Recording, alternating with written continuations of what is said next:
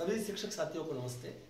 विगत वर्षों की सफलता को देखते हुए इस वर्ष भी राज्य शिक्षा केंद्र के द्वारा हमारे विद्यालयों में एफएलएन मेला का आयोजन होना है। निपुण भारत का ये जो की पहल पर जो एफएलएन मेला का आयोजन होना है, ये दिनांक 11 जनवरी 2025 शनिवार के दिन एफएलएन मेला का आयोजन होना है। इसमें इस मेले के अंदर जो 11 जनवरी 2025 शनिवार को होना है, इस एफएलएन मेले में निपुण भारत की जो पहल का एक हिस्सा है, यह मेला खासतौर पर बच्चों की शिक्षा में समुदाय और अभिभावकों की भूमिका पर जोर देता है। एफएलएन मेला एक पहल है जिसका उद्देश्य बच्चों की शारीरिक, बौद्धिक, भाषा विकास आदि क्षमताओं का मूल्यांकन करना और उसके विकास हेतु गतिविधियां आयोजित करना।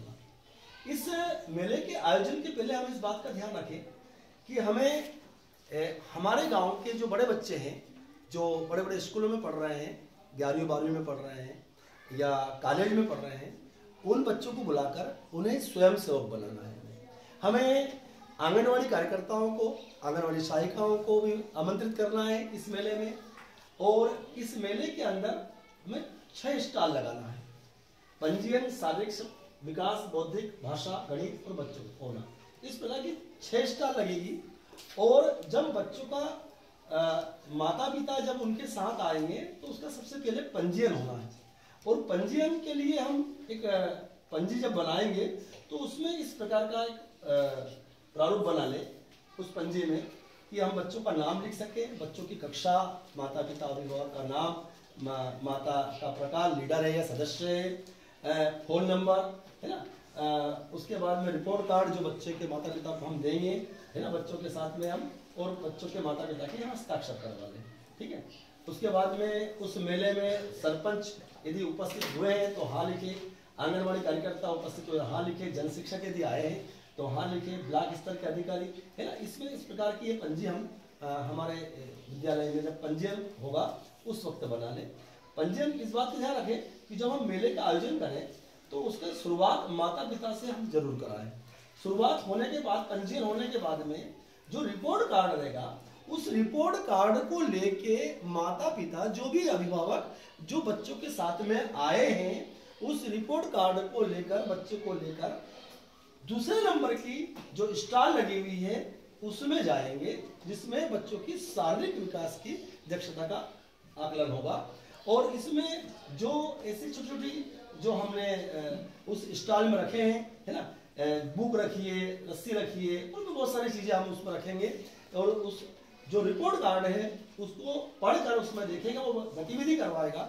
जो स्वयं सेवक बैठा हुआ है, जो हमारा साथी शिक्षक बैठा हुआ है, वो देख रहा है। ये गतिविधि करवाने के बाद में उस बच्चे के कार्ड के अंदर माता पिता की उपस्थिति में उसके सामने बच्चा गतिविधि करेगा।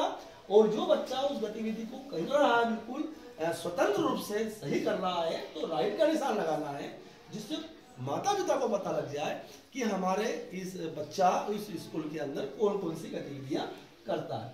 और उसके बाद में फिर वो माता पिता जो भी उस बच्चे के साथ में आए हैं वो तीसरे स्टॉल पे जाएंगे, बौद्धिक विकास की। वहां पे कुछ पैटर्न की गतिविधि, लेन देन, मुद्रा पहचान की गतिविधि है ना, सब्जियां या अन्य पशु पक्षियों को वर्गीकरण की गतिविधि करेगा है ना। उसके बाद में वो फिर चौथी स्टॉल पे भाषा विकास की जाए। कक्षा 1 के लिए रिपोर्ट कार्ड के अंदर स्पष्ट रूप से लिखा रहेगा कि 1 में कौन कौन सी गतिविधि है और कक्षा 2 के बच्चों की कौन कौन सी गतिविधि है, ठीक है। उसके बाद में गणित की पूर्व तैयारी में जाएगा, अंक पहचान की, ऐसे ऐसे हम छोटे छोटे कटआउट है ना, और भी जो सामग्री है वो हम उस स्टॉल में रखेंगे। और हमारे जो स्वयं सेवक हमने जो नियुक्त करे हैं वो उस बच्चों को गतिविधि करवाएंगे। उस बच्चे के पेरेंट्स के सामने, पेरेंट्स भी देखेगा कि उनका बच्चा स्वतंत्र रूप से किस प्रकार गतिविधि कर रहा है। और जो बच्चा गतिविधि करेगा वो जो स्वयं सेवक है उस पर राइट का निशान लगाएगा, जो नहीं कर रहा है उस पर क्रॉस का निशान लगा के फिर वो उसको अगली स्टॉल के ऊपर पहुंचा देगा। फिर जैसे ही ये बच्चा बोला यहाँ पे वो गतिविधि करेगा। उसके बाद में आखिरी में जब होगा तो संकल्प पत्र हमारे शिक्षक को भरना होगा कि जो कक्षा 1 के बच्चे जो आपकी कक्षा के अंदर दर्ज है, आपके स्कूल के कक्षा 1 में, कक्षा 2 में दर्ज है, उसके बाद में कितने उस मेले में उपस्थित हुए हैं, है ना, और कितनी लीडर माताओं उस मेले में आई है ना, मेले में उपस्थित स्वयं सेवकों की संख्या कितनी है, मेले में कुल माताओं के अभिभावकों की संख्या कितनी है, मेले में अधिकारी कितने उपस्थित है उनकी संख्या आएगी, और दिए गए रिपोर्ट कार्डों की संख्या यहाँ पे दर्ज करना है।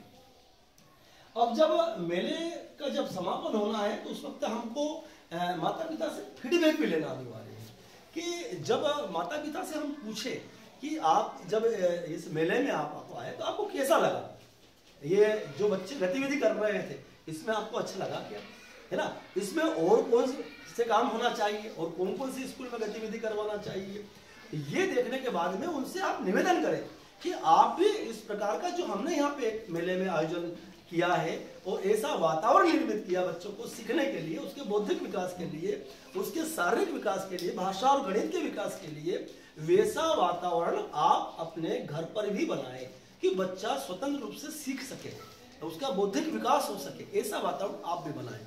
और उनसे निवेदन करें कि आप समय समय पर हमारे विद्यालय में आए और आपके बच्चों के बारे में हमें बताएं, और उनसे आप हाई स्कूल में हमारे टीचर से मिले, उनसे बताएं और क्या होना चाहिए ये भी हमको समझाइश दे सकते हैं। ये वाली बातें माता पिता से हमको लेना है और उनको धन्यवाद करके उनका आभार व्यक्त करते हुए उनसे विदा लें। धन्यवाद, थैंक यू।